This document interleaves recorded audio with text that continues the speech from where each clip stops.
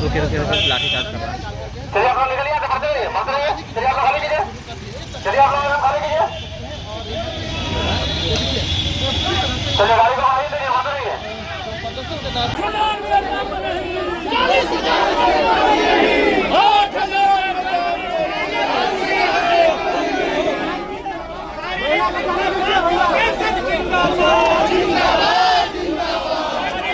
बिहार की राजनीति में एक और हाई वोल्टेज ड्रामा देखने को मिला जब राज्य में शिक्षा मंत्री जेडीयू दफ्तर में मुश्किल में फंस गए। यह घटना न सिर्फ राजनीतिक गलियारों में चर्चा का विषय बन गया है, बल्कि इससे सरकार की छवि पर भी सवाल उठने लगे। बताया यह जा रहा है कि शिक्षा मंत्री जब बिहार कार्यालय पहुंचे थे तब उन्हें अंदाजा भी नहीं था कि वहां पर आक्रोशित भीड़ उनका पहले से ही इंतजार कर रही है। सूत्रों के अनुसार शिक्षा विभाग से जुड़े हाल ही के विवादों और भर्ती प्रक्रियाओं में अनियमितता को लेकर छात्रों और युवाओं में जबरदस्त आक्रोश बना हुआ था।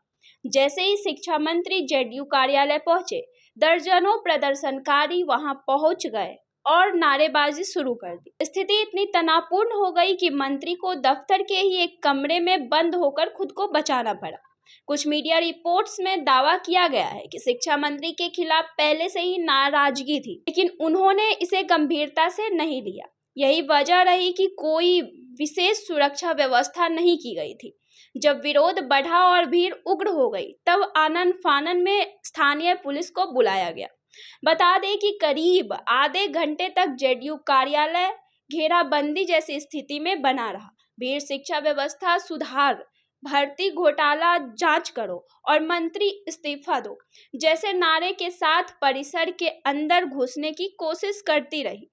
पुलिस ने मौके पर पहुंचकर स्थिति को काबू किया और शिक्षा मंत्री को सुरक्षित बाहर निकाला। आगे बता दें कि इस घटना के बाद विपक्ष ने सरकार पर तीखा हमला बोला है।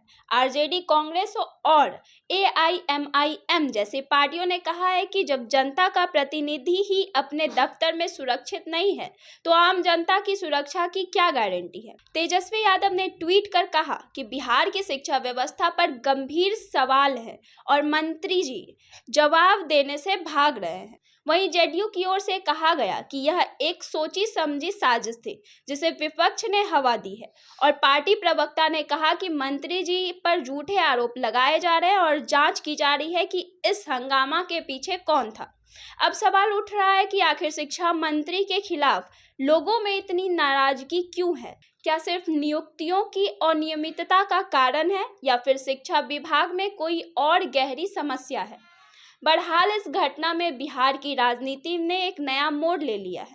शिक्षा मंत्री की सुरक्षा को लेकर सरकारों को अब गंभीरता दिखानी होगी, वरना अगली बार स्थिति और भी भयावह हो सकती है।